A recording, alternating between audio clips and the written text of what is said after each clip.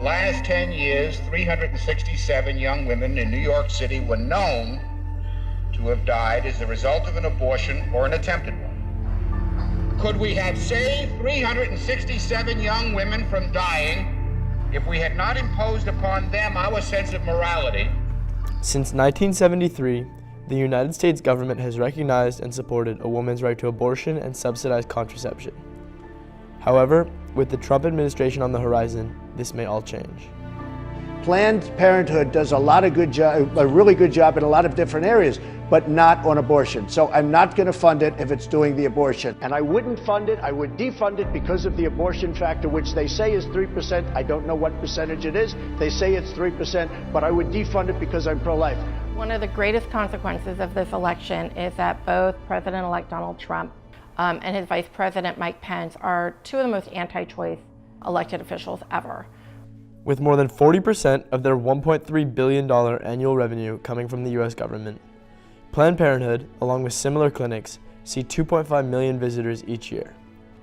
Although abortions are very common, with 3 out of 10 women in the U.S. having an abortion before 45 years old, they are less than 3% of the services Planned Parenthood provides. But yes, Planned Parenthood has been the champion and remains the champion of full reproductive freedoms, which includes abortion services. Planned Parenthood also provides education and outreach to 1.5 million people each year, as well as subsidized birth control and other contraceptives to those who cannot afford health care. We work with Planned Parenthood day in and day out. These are not profit centers. These are centers who care about the health and well-being of the communities they serve. And it is not just about abortion, it's not just about contraception, it's not just about women. They are comprehensive health centers. A large majority of our clients who came in to see us came in for general health care. They were not getting their Pap checks, their breast exams, their blood pressure, their blood sugar levels tested anywhere else. Of course, as with any moral issue, there are two sides. And in this case, both pro-life and pro-choice have huge groups of supporters, each with their own heavily contrasting opinions. I do not at all agree with what Planned Parenthood's doing.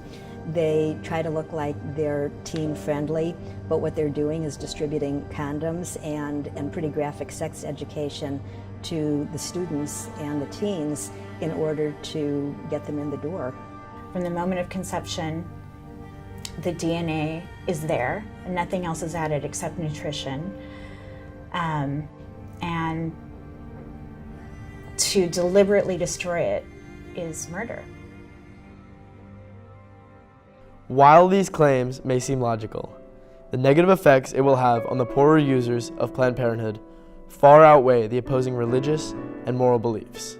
When you target abortion providers and close them, like a Planned Parenthood, you create what we call abortion deserts.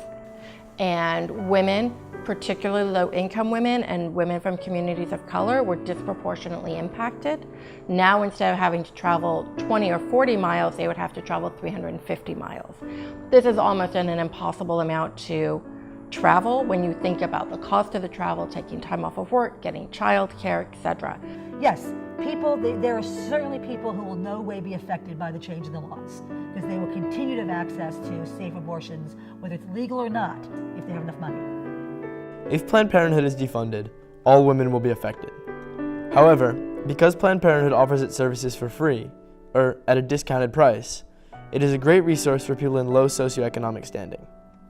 Should Planned Parenthood be defunded, people with more money will be able to get their services elsewhere for a higher price that they can still afford. Yet, those with less money will be left with less options and more problems. One pro-life alternative to Planned Parenthood are crisis pregnancy centers. We have 665 Planned Parenthood affiliates, but there are freestanding pregnancy clinics that number about 13,500. They are free, and they offer all the medical services that Planned Parenthood offers, just with the exception of abortion.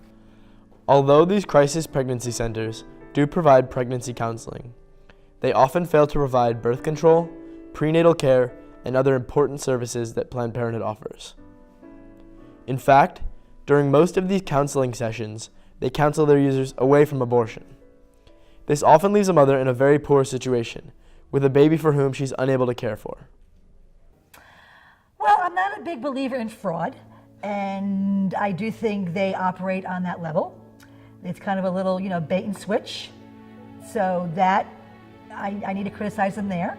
Yeah, so crisis pregnancy centers, we've actually done 2 or 3 investigations of them, and California is the first state that has actually managed to pass legislation to curtail their activities. What we found in every single one of our investigations is that the only option they want you to do is to continue your pregnancy. And it didn't matter what your situation was, what your economic situation was, what your health situation was. They had one answer, which was to continue the pregnancy. So they're not only fake centers that are saying misleading and shameful things. For the ones that are medically licensed and using ultrasounds, they don't even know what they're talking about. Planned Parenthood believes in choice, that people can choose if they want birth control or not, they can choose what kind of birth control they want, they can choose to be sexually active or not, and they can choose to have an abortion or not. Abortion has been a constitutional right since 1973. And now, 40 years later, women are still at risk of losing their right to choose. If Planned Parenthood is defunded, the damages will be irreparable. Women nationwide will lose complete access to reproductive health care and with nowhere else to turn, be forced into unsafe and illegal abortions. We as Americans must not stand to let our people lose their right to reproductive health care and access to a better life, simply because of their socioeconomic status.